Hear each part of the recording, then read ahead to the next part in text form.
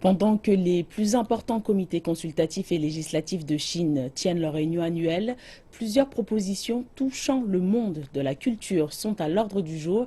Il a notamment été question d'initiatives conçues pour élargir la porte du théâtre et du cinéma, mais aussi pour protéger le patrimoine immatériel de la Chine.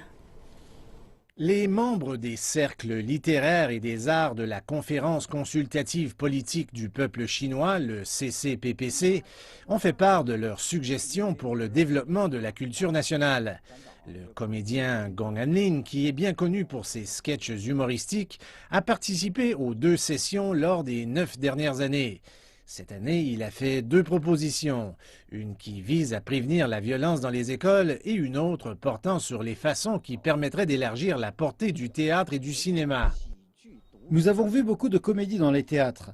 Le public aime bien les comédies parce qu'ils veulent rire, mais d'une perspective artistique, nous avons besoin d'autre chose.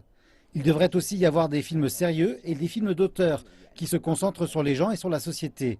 Des films diversifiés nous aideront à améliorer le niveau d'appréciation artistique. La protection de la culture traditionnelle est aussi un sujet qui fait l'objet de chaudes discussions au sein des cercles de la littérature et des arts.